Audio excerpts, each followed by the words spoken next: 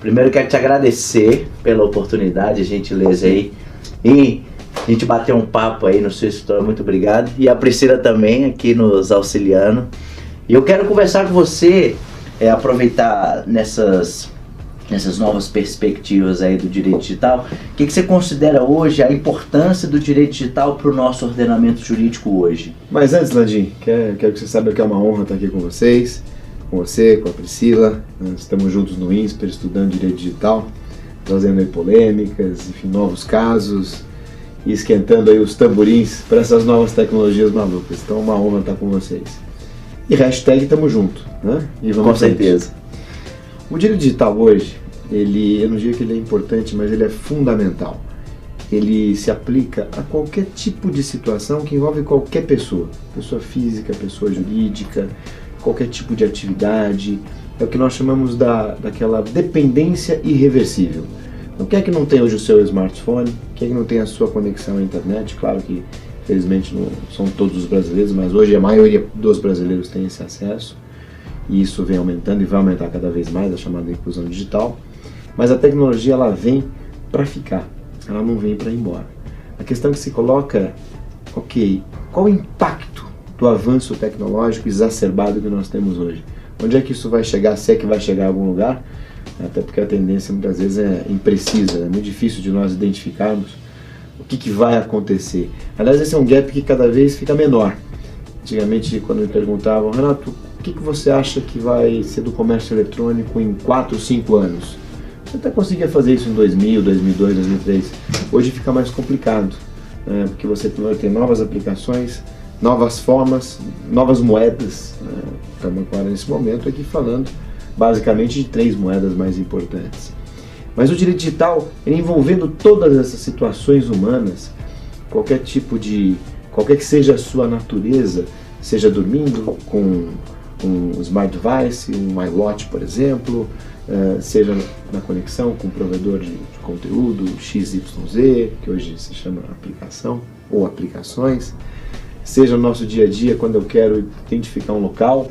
Aliás, todos nós, hoje a maioria, já estamos aí sofrendo ou até utilizando a geolocalização, seja na busca por informações, seja na divulgação ou na exposição de conteúdo, seja nos problemas que nós sofremos hoje, pelas vulnerabilidades, pela dificuldade do desenvolvimento dessa própria tecnologia e, acima de tudo, pelo elevado, impreciso e imensurável número de variáveis que nós temos hoje que rodeiam as novas tecnologias dentro das ações humanas, ainda humanas, mas com os reflexos digitais, que novamente impactam a todos.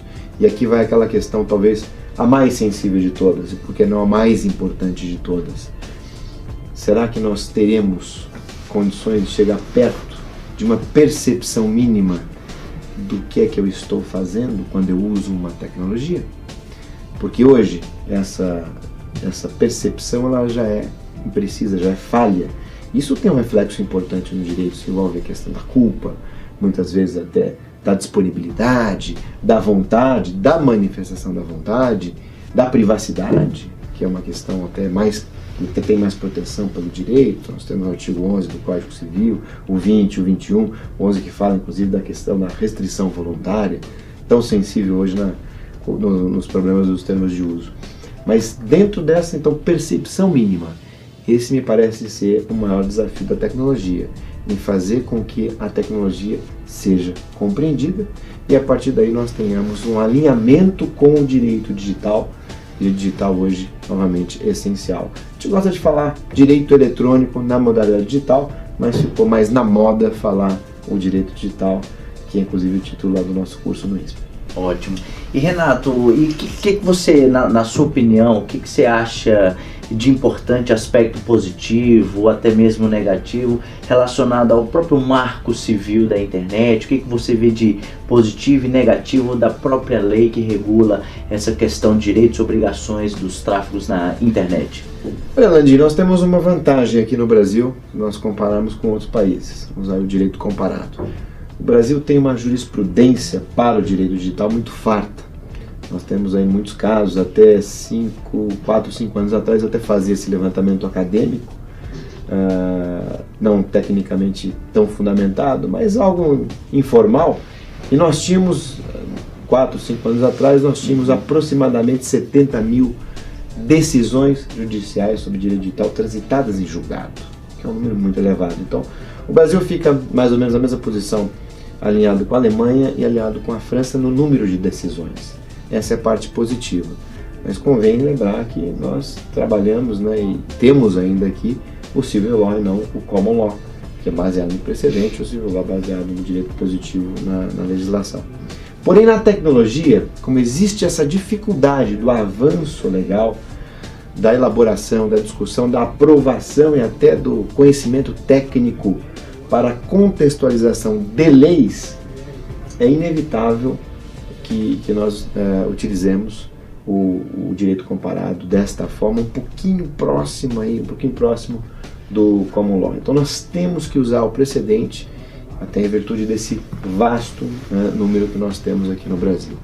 Então esse é o ponto positivo. O negativo é essa dificuldade em se legislar e muitas vezes até o impacto político dentro dessas questões. Então não bastasse a dificuldade de compreensão técnica, o atraso na elaboração dessas leis, que já provocou inclusive inúmeras e incansáveis discussões, vídeo Marco Civil da questão, a Lei Carolina Dickmann 12737, mas também, afastando essa questão política, a parte técnica. E aí é um desafio não só nosso, brasileiro, é um desafio global, de como se identificar o tempo mínimo e como se elaborar uma lei em um menor tempo possível. Vamos ter que fugir, talvez seja uma opção, fugir da elaboração tradicional. Não fugir da democracia, nem do processo legislativo que é saudável, mas acelerar esse tipo de tramitação, talvez aí a partir de uma composição mais técnica e focada para estas questões. Porque o que nós temos hoje? De um lado, uma situação curiosa. Às vezes parece para o legislador que o direito digital, que os impactos digitais não são tão reais, não tão próximos. Aquela história, comigo não vai acontecer. Mas quando acontece, o potencial ele é tão elevado que a surpresa também é proporcional. Nós precisamos equilibrar isso. Temos que diminuir esse tempo, temos que ter leis mais rápidas, mais específicas e mais próximas a essa evolução tecnológica, com essa sugestão que nós discutimos aqui, que seria uma especialização do Parlamento, uma especialização da Câmara e do Senado, e por que não também uma atitude mais ativa por parte do Poder Executivo. Entendi. E Renato, e agora em constante discussão, tanto no nosso Poder Judiciário, aí na imprensa, qual é a sua opinião, o que você considera desses constantes bloqueios do WhatsApp, do Poder Judiciário, a interferência, bloqueia, desbloqueia, 24 horas depois tem um desbloqueio? Qual é a sua opinião, qual é o seu olhar relacionado a essas questões do aplicativo WhatsApp? Nós temos, Landim, várias vertentes, né, até para discutir aqui e debater, mas vamos tentar focar em 2 ou 3 mais relevantes. A primeira questão é o impacto da utilização destas ferramentas, vamos chamar de ferramentas em geral, ferramentas de comunicação.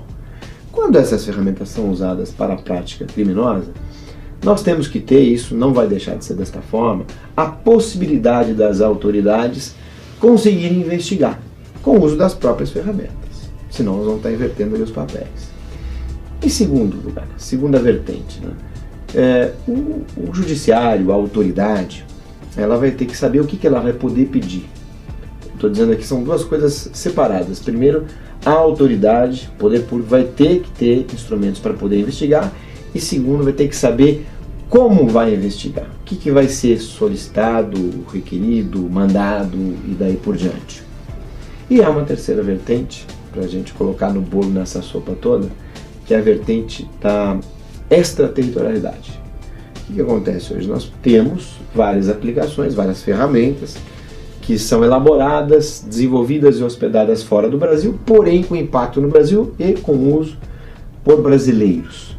E quando o uso for ilícito, obviamente a autoridade de uma investigação vai precisar da, entre aspas, colaboração dessas ferramentas, seja na elaboração da prova, seja no fornecimento do conteúdo da própria prova e, é claro, na identificação da autoria, no fornecimento de elementos que identifiquem o criminoso, aqueles que estão participando da atividade criminosa.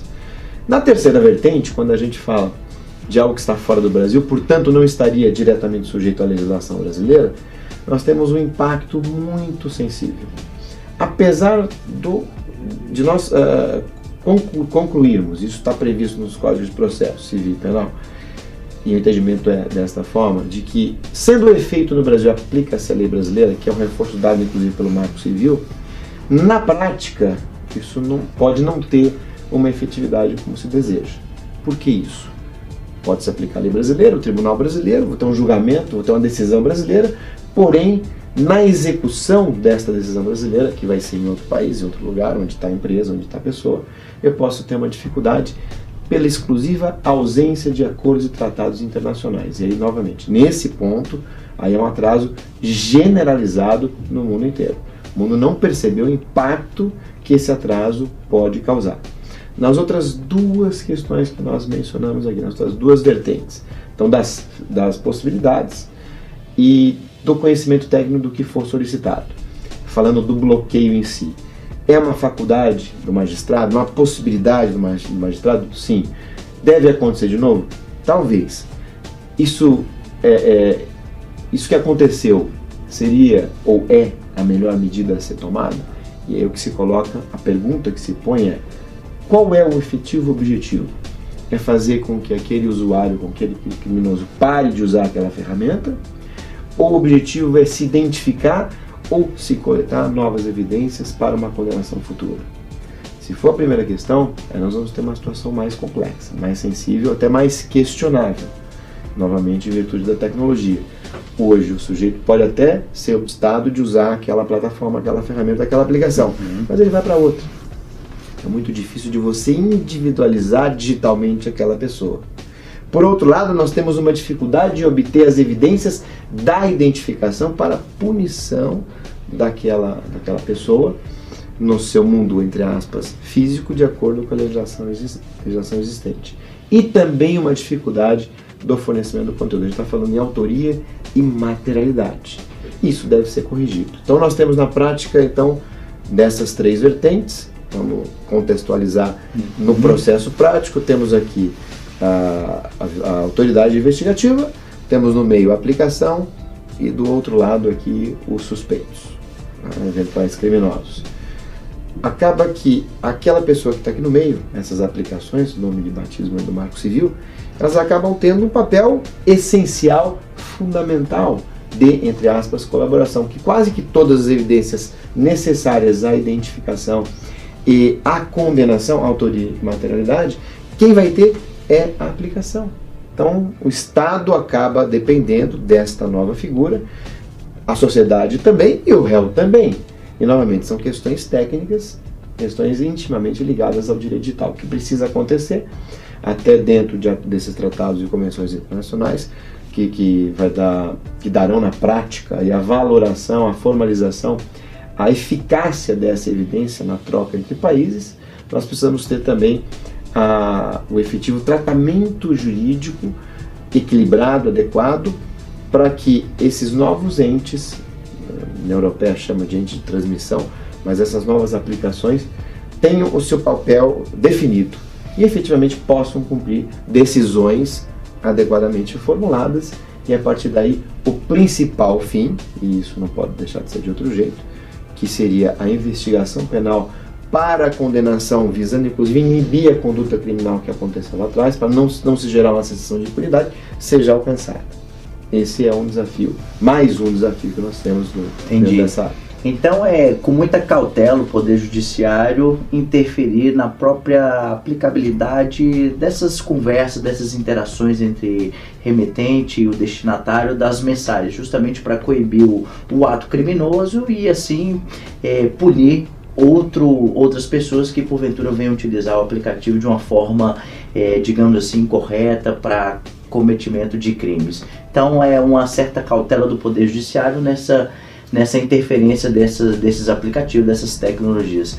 Muito bem, Renato, e eu queria te perguntar se você tem algum caso que você gostaria de mencionar, um caso emblemático que envolve, seja o aplicativo WhatsApp, seja alguma questão de imagem, exposição, alguma responsabilidade que você gostaria de compartilhar conosco. Tem algum caso interessante que você gostaria mencionar? Bom, Landim, tem muita coisa interessante que acontece nesse dia a dia, né?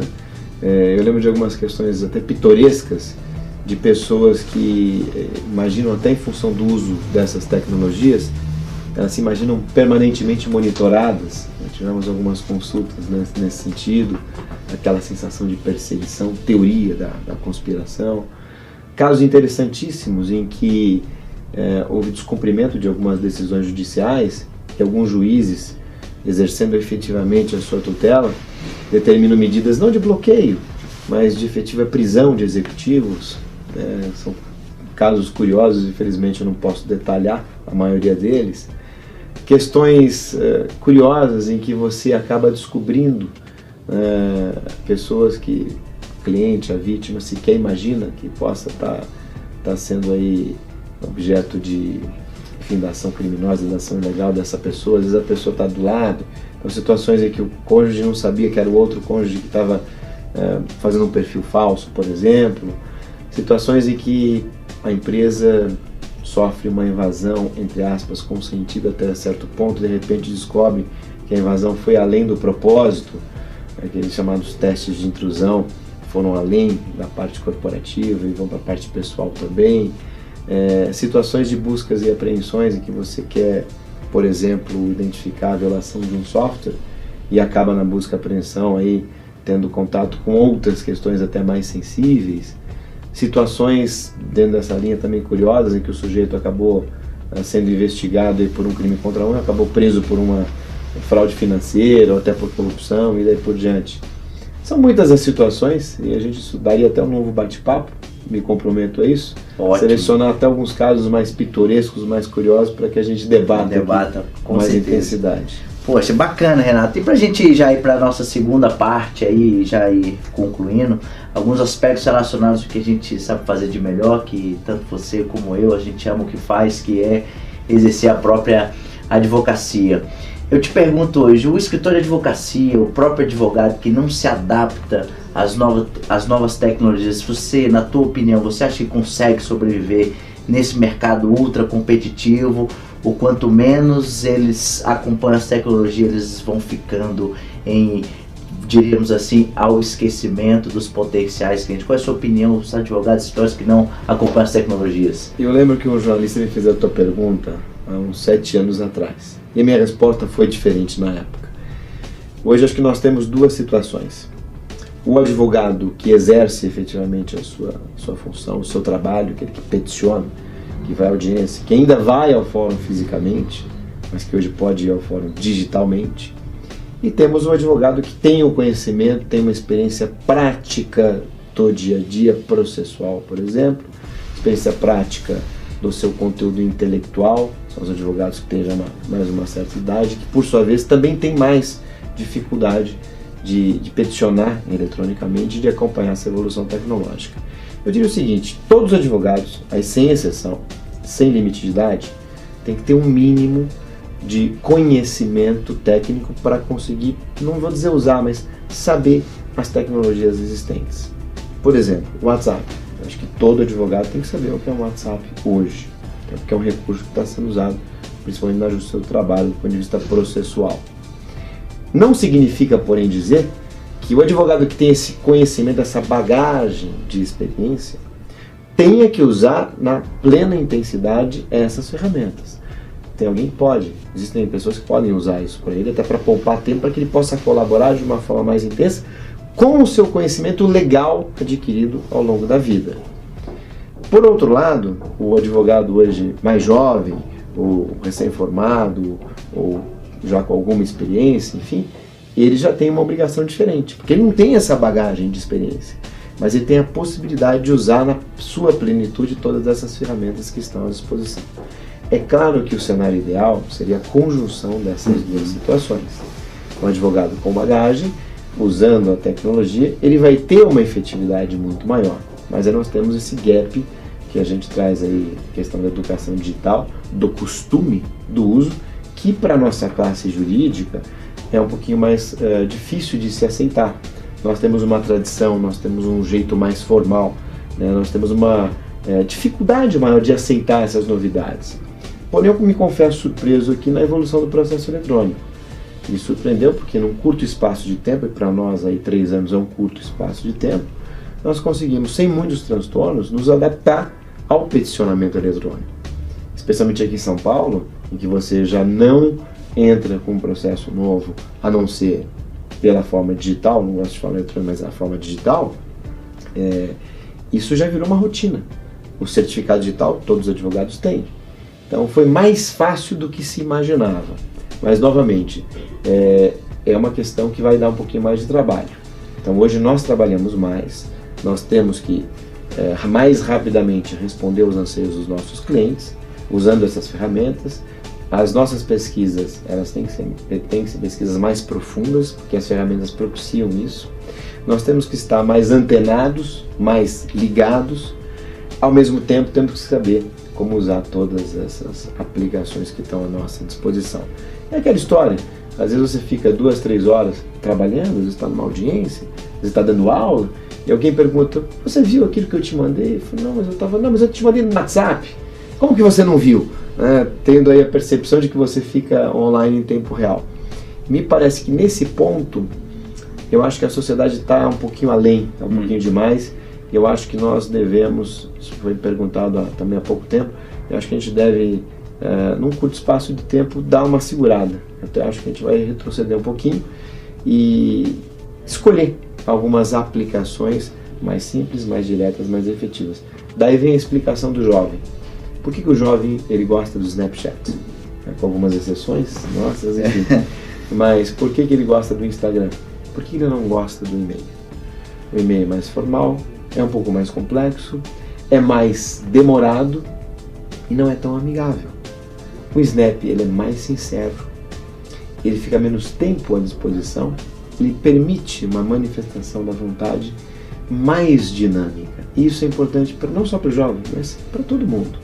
O WhatsApp, o Telegram, todas essas aplicações que começaram com SMS, elas tendem a ter uma atratividade maior pela sua simplicidade, pela sua dinâmica e pela sua interatividade. Especialmente aqui no Brasil, o Brasil é super mega interativo. E essa interatividade, que ela mais é do que a intensidade da relação ou das relações humanas, ela não vai se perder jamais. Então eu acredito que se a gente vai voltar com este foco, não deixando de usar menos, mas usando corretamente o que está à nossa disposição do ponto de vista tecnológico.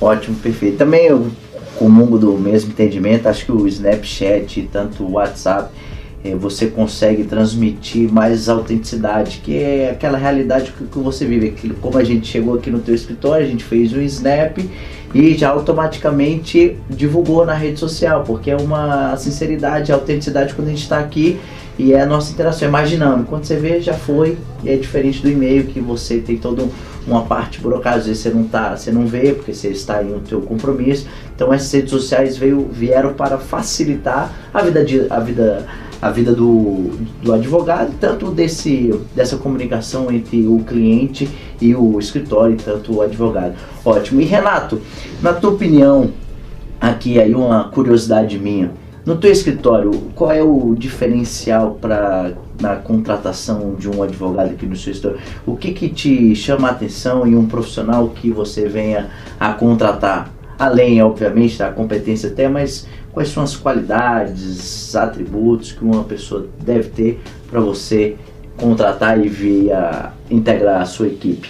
Olha que interessante. Hoje a maior dificuldade que existe é você conseguir se portar e se virar em uma situação real específica com outras pessoas.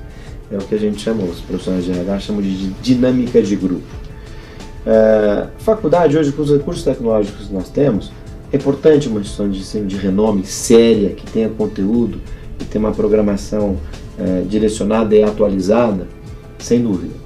Mas o ser humano hoje é que faz o seu dia a dia. Então quando você quer contratar alguém hoje, obviamente você vai usar as ferramentas, você vai procurar informações sobre aquela pessoa, vai nas redes sociais, vai querer saber o que ela fez, o que ela faz, o que já aconteceu, o que não aconteceu, e vai ter que equilibrar isso, ainda que você encontre algumas situações mais pitorescas, vamos chamar assim. Porém, a parte decisiva, na minha opinião, e é fundamental, é a parte do contato pessoal. é a hora que você interage, olha no olho, conversa, discute, gesticula e percebe, né, como é a pessoa e como ela se porta. Especialmente quando você vai ficando um pouquinho mais velho, automaticamente você começa a acertar na sua sensibilidade. Às vezes a gente tem até vontade de errar. Tomara que eu esteja errado, mas você começa a acertar. Porque é o ser humano, né? Aí vem deste contato do ser humano. E tem também aquela história, aquela técnica que funciona muito bem. Convida a pessoa para almoçar, para jantar, né? Para tomar um cafezinho. Isso faz toda a diferença. Então aqui no escritório, nós temos profissionais aqui os mais diferentes possíveis. Só que há um padrão específico de comportamento, diferentes que eu digo de formação. Temos aqui quase que todas as faculdades, com pós-graduação, com mestrado, com doutorado, sem, etc. Mas nós temos uma harmonia, pelo menos a gente procura, né, fazer isso, uma harmonia na conduta. Então a pessoa tem que ter princípios, a pessoa tem que ser séria, a pessoa tem que gostar de trabalhar, tem que ser dedicada e tem que saber também se virar. Ah, mas eu não sei, eu estou tímido, por exemplo, que é uma pergunta que sempre me fazem e tal.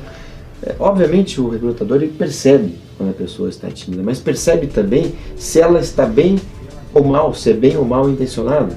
Quais são os princípios mínimos? O jeito dela se portar, dela olhar para você, ela está preocupada. Uma pessoa tímida normalmente fica mais preocupada. Isso tem um seu lado muito positivo. E quando a pessoa passa aquela sensação de que, olha, eu estou preocupado porque eu quero estar aqui. E querendo estar aqui, eu vou querer fazer o meu melhor. Vou querer me desenvolver e vou querer, acima de tudo, colaborar com todos. Essas questões, que são questões até psicológicas, elas fazem hoje toda a diferença. Nesse mundo interconectado e abstrato que a gente tem, é o que nos resta, e não só o que nos resta, é o que tem de mais específico, importante e envolve diretamente as relações humanas. Nós estamos conversando o quê? De princípios. O resto, eu quero estudar, eu quero me especializar, qualquer pessoa vai conseguir com os recursos tecnológicos. Agora, o princípio é algo que você não tira da pessoa. Isso está enraizado, está na essência da pessoa. E é isso que se busca. Ótimo. Renato, que dica você daria para o advogado hoje que você, na sua opinião, você considera como relevante? Se você pudesse dar uma dica para um jovem advogado, um advogado que começou, que está aí na trajetória da advocacia, que dica você daria, ou quais dicas você daria para esse jovem advogado? Do ponto de vista técnico, a parte tecnológica, como não poderia deixar de ser, é uma parte que atrai e vai atrair cada vez mais o profissional da área jurídica. As relações, elas vão se potencializar com o uso dessas novas tecnologias. Isso obviamente vai trazer uma série de consequências que vão melhorar e ampliar ainda mais o mercado de trabalho. Então acaba sendo um campo e vai continuar sendo um campo muito interessante para se atuar. Claro que para a pessoa que quiser entrar na área do direito digital, da tecnologia da telecom, não dá para entrar do dia para a noite. Não dá. Se a pessoa quiser fazer um trabalho adequado, consistente, profundo, ela tem que ter já um tempo de preparo, de estudo, de especialização. Até novamente em função dessas variáveis, dessa evolução tecnológica muito rápida. Então não dá, eu me formei, eu já quero ser um especialista em direito digital, não dá, vou começar fazendo um curso, eu vou trabalhar no escritório que tem essa especialização, vou aprender na prática, aliás, vou continuar aprendendo na prática, todo dia se aprende na tecnologia e daí por diante. Do ponto de vista da pessoa, da atividade do advogado, a dica que mais talvez venha aqui à minha mente é a seguinte: seja correto. Seja correto. Né?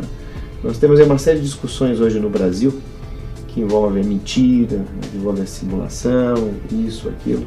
Então hoje, mais do que nunca, aqui no Brasil, nós temos um espaço muito grande para a pessoa que é correta, né? Para a pessoa que olha no olho, que procura falar a verdade, né? Que é uma coisa que infelizmente não acontece. Não estou dizendo aqui que eu nunca menti, pelo contrário, sou pecador como qualquer outra pessoa, mas eu faço um esforço um pouquinho, pelo menos na minha cabeça, adicional para que eu consiga pelo menos seguir os meus princípios de vida, cristãos, etc. Então seja correto, seja sincero, não vou dizer também para falar aquilo que pensa, mas acredite naquilo que você entende ser o correto. Às vezes as pessoas perguntam, mas se der errado? E se eu for participar de uma conversa e for sincero demais e não der certo? É porque não era para dar certo. É porque aquele ambiente estava muito diferente dos seus princípios. Então seja correto, acredite.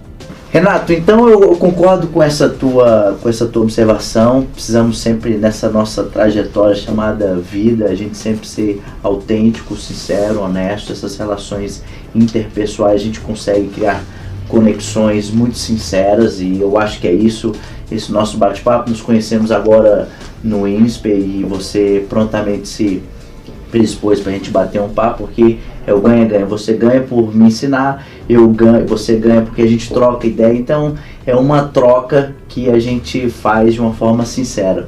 Então é isso. E eu queria te perguntar, você quer deixar alguma última mensagem nesse nosso bate-papo aí? Muitas outras coisas virão. Te pergunto, quer deixar mais alguma mensagem, alguma dica, alguma informação? Fica à vontade, é com você. Agora é mais pessoal, Landim, quero cumprimentá-lo por essa iniciativa, pela sua dedicação. A Priscila também, que está aqui atrás. Priscila, grande Priscila! Enfim, conte sempre comigo. É uma honra estar aqui participando com vocês. Eu gosto de usar aquele termo avante. Avante. Avante, avante sempre, se Deus quiser. Um abraço para vocês. Obrigado, maravilha. Gente, então se você gostou, não deixe de curtir, não deixe de compartilhar. Fala lá, a gente vai editar o vídeo. Não deixe de disseminar o conteúdo. Quer ir rápido, vá sozinho. Quer ir longe, vá em grupo. Vamos sempre juntos disseminar os conteúdos de muito valor que a gente procura dar para vocês. Então é isso, um grande abraço.